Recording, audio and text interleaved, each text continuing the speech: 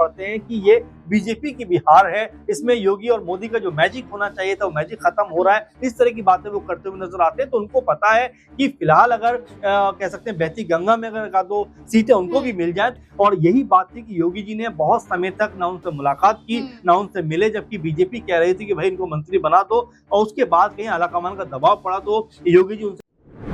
क्या उत्तर प्रदेश की कमान अब ओपी राजभर संभालेंगे? क्या ओपी राजभर योगी आदित्यनाथ को मुख्यमंत्री कुर्सी से हटा देंगे? क्या ओपी राजभर ने भारतीय जनता पार्टी पर दबाव बना दिया है? केंद्रीय गृह मंत्री अमित शाह से मुलाकात करते हुए नजर आए हैं ओपी राजभर। न सिर्फ ओम प्रकाश राजभर बल्कि उनके बेटे अरविंद राजभर भी उनके साथ दिखाई दिए। अमित शाह से मुलाकात के बाद खुद ओपी राजभर ने मीडिया के आगे कहा कि मैंने बिहार चुनाव के लिए अमित शाह से मुलाकात की है। मैं चाहता हूं कि एनडीए के साथ मिलकर मैं बिहार का भी चुनाव लड़ूं। मैं चाहता हूं कि एनडीए भी मुझे बिहार के चुनावों में सीटें जरूर दे।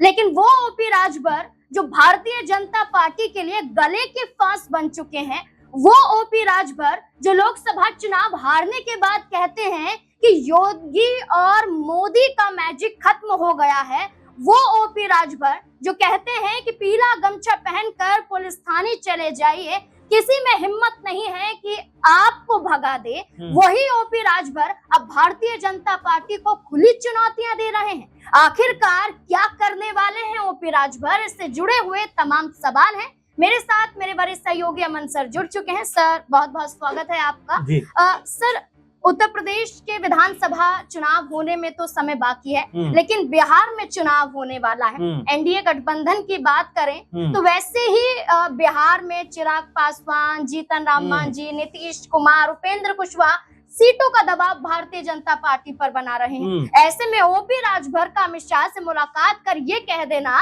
कि मैं भी बिहार का चुनाव लड़ना चाहता हूं और मैं ये देखना चाहता हूं कि बिहार चुनाव में बीजेपी मुझे कितनी सीटें देगी या देगी कि नहीं देगी, तो ऐसे में ओपी राजभर ने दबाव भारतीय जनता पार्टी पर बना दिया। देखिए, ओपी राजभर जैसे नेताओं को लगातार ऐसा भी लगता है कि उनकी जो अहमियत है इस समय ज्यादा बढ़ गई है, क्योंकि बीजेपी जिस तरह से हम उत्तर प्रदेश को देखें या बिहार को देखें और ऐसे तमाम राज्यों को देखें, वहां पर अपने बूते यानी अपने हिसाब से अगर देखा जाए तो खुद के ताकत के दम पर जो सीटें लाना चाहिए था वो नहीं लेकर आए, क्योंकि उनके सहयोगी दल उनके साथ में थे। इसीलिए इस समय बीजेपी थोड़ा तो जो है मजबूत नजर आए। लेकिन अगर उत्तर प्रदेश में मायावती बीजेपी के एक तरीके से जो परोक्ष रूप से अपरोक्ष रूप से जो साथ दिया, अगर वो साथ नहीं देती तो यहाँ पर 16 सीटों का बीजेपी घाटा होता हुआ नजर आता। ऐसे ही अगर ओपी राजभर की बात करें, राजा भैया की बात करें, जयंत चौधरी की बात करें, इन तमाम दलों की बात करें, अगर इन्होंने बीजेपी के साथ खड़े होने की हिम्मत नहीं दिखाई होती तो बीजेपी की सीटें और कम हो जाती। अब अगर बिहार चले तो वहां पर भी चाहे चिराग पासवान हो, चाहे नीतीश कुमार हो, चाहे मांझी हो, यानी कि एक तरीके से जो संगठन बनाकर चुनाव लड़ा गया उसका फायदा बीजेपी को होता हुआ दिखाई पड़ा।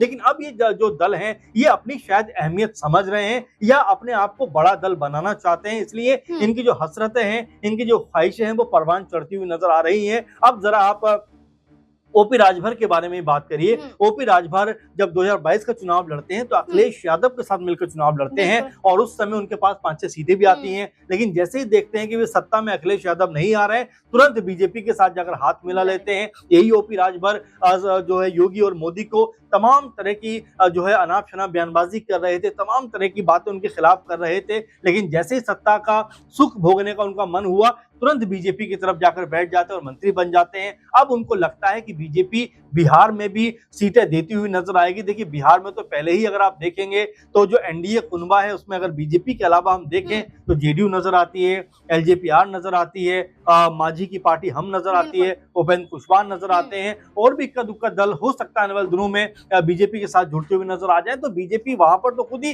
सीट बंटवारे को लेकर पशोपेश में पड़ी हुई है। कुछ दिनों पहले जितना मांझी जो है अमित शाह से मुलाकात करते हैं और उससे पहले वो कहते रहे कि भाई 40 सीटें कम से कम हमें चाहिए। आप चिराग पासवान को देखिए, वो भी 50 सीटों का दम भरते हुए नजर आते हैं। जेडीयू भी लगभग 100 के आसपास लड़ने की बात करती है। तो बीजेपी के पास फिर विकल्प क्या बचता है? अगर ओपी राजभर ने यहाँ पर जिस तरह से दबाव बनाने का प्रयास किया तो जी। कहीं ऐसा ना हो कि बीजेपी ओपी राजभर को साइडलाइन कर दे कि भाई आपके बिना हमारा कुछ खराब नहीं होने वाला है, और अगर आप रहेंगे तो बहुत कुछ खराब हो सकता है, क्योंकि आपकी वजह से सरकार नहीं चल रही, चाहे हम जी।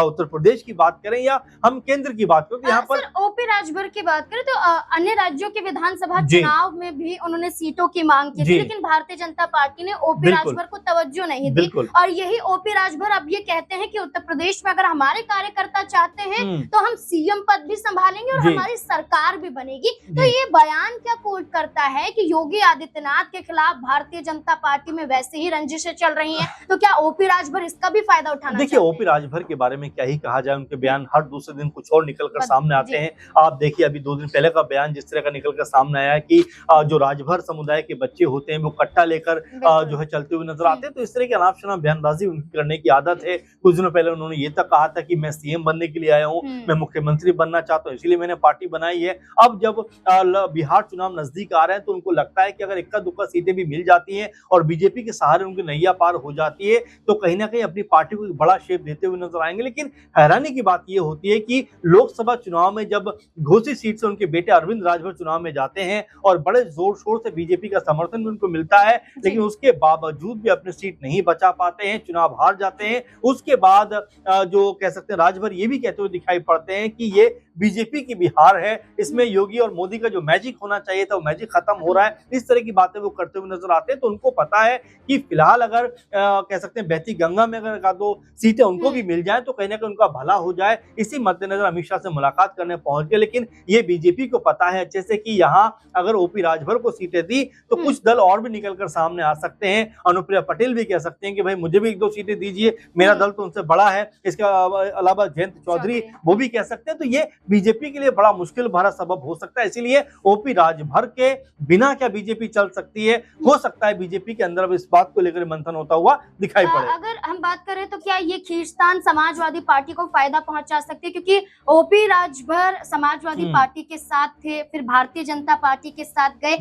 बिहार के नीतीश कुमार की तरह ही उत्तर प्रदेश में ओपी राजभर को कहा जाता है कि वो सिर्फ पलटी मारने पर विश्वास रखते हैं। नीतीश कुमार तो फिर भी एक मुख्यमंत्री के ओहदे पर हैं और उनको तो मैजिकल पर्सन कहूंगा मैं उन्हें कि 20 साल से भले ही सीटें उनके पास कम रहती हैं लेकिन मुख्यमंत्री वही बनते हुए नजर आते हैं। लेकिन राजभर के बारे में अगर आप देखें तो देखिए, चुनाव अखिलेश यादव के साथ में लड़ते हुए नजर आते हैं और बीजेपी के लिए क्या कुछ नहीं कहते हैं, मोदी जी के लिए क्या कुछ नहीं कहते हैं, सीएम योगी के लिए क्या कुछ नहीं कहते हैं। और यही बात थी कि योगी जी ने बहुत समय तक ना उनसे मुलाकात की, ना उनसे मिले, जबकि बीजेपी कह रही थी कि भाई इनको मंत्री बना दो। और उसके बाद कहीं आलाकमान का दबाव पड़ा तो योगी जी उनसे मिलने को राजी हुए। लेकिन अभी भी ऐसा लगता नहीं कि योगी जी ओपी राजभर से बहुत ज्यादा खुश हैं और यहाँ पर बीजेपी के वोट बैंक में कोई बहुत ज्यादा सेंधमारी जो है राजभर जो कह सकते हैं नहीं कर सकते। इसीलिए बीजेपी की तरफ से कोई बहुत तवज्जो उनको नहीं दी गई है। अब जबकि वो अपने हौसले बुलंद करते हुए नजर आ रहे हैं कि भाई बिहार से निकलकर हमें, जो यूपी से निकलकर हमें बिहार में भी कुछ सीटों पर लड़ने का मौका दीजिए। तो मुझे लगता है कि बीजेपी अभी इस स्थिति में नहीं है, क्योंकि पहले ही वो मुश्किलों में फंसे हुए हैं, किसको कितनी सीटें देनी है, कौन मुख्यमंत्री पद का चेहरा होना चाहिए। ऐसे में अगर ओपी राजभर ज्यादा बीजेपी के लिए परेशानी का सबब बनेंगे तो राजभर को कहीं मुश्किलों का सामना ना करना पड़ जाए, क्योंकि बीजेपी जब तक किसी को अपने साथ रखती है तब तक वो उनके काम का होता है। जैसे उनको लगता है कि बेकाम के हैं, उनको तुरंत हटाती हुई नजर आती है। तमाम सारे एग्जाम्पल आप देखिए, दुष्यंत चौटाला की बात करें, एकनाथ शिंदे की आप बात करें, यहाँ तक कि आप मुकेश सहनी की बात करें, और भी तमाम ऐसे चेहरे जिनके ऊपर आप बात कर सकते हैं कि बीजेपी ने जब उनका वक्त था, मौका था, उनका समर्थन और साथ लिया, लेकिन जैसे ही वो वक्त और मौका निकल गया बीजेपी ने उनको साइडलाइन करने में देर नहीं लगाई। बिल्कुल यही है ओपी राजभर, जो ये कहते हैं कि अगर 100 रुपए अगर किसी पंडित के लड़के को दे दिए जाएं तो वो मिठाई के बारे में सोचेगा, लेकिन यही 100 रुपए अगर राजभर के लड़के को दे दिए जाएं तो वो नकली कट्टा खरीदने में विश्वास रखेगा। ये ओपी राजभर अब भारतीय जनता पार्टी पर दबाव बना रहे हैं। दबाव कैसा? उत्तर प्रदेश में सरकार बनाने का और साथ ही साथ बिहार में सीटों की मांगों का। अब केंद्रीय गृह मंत्री अमित शाह से तो मुलाकात कर ली है, अब देखना होगा कि क्या सुनी जाएगी ओपी राजभर की या फिर बगावत करने पर एक बार फिर से मजबूर हो जाएंगे ओपी राजभर। क्या लगता है आपको? अपनी राय इस पूरे मुद्दे को लेकर कमेंट सेक्शन में जरूर दें। देखते रहें SPN9 न्यूज। धन्यवाद।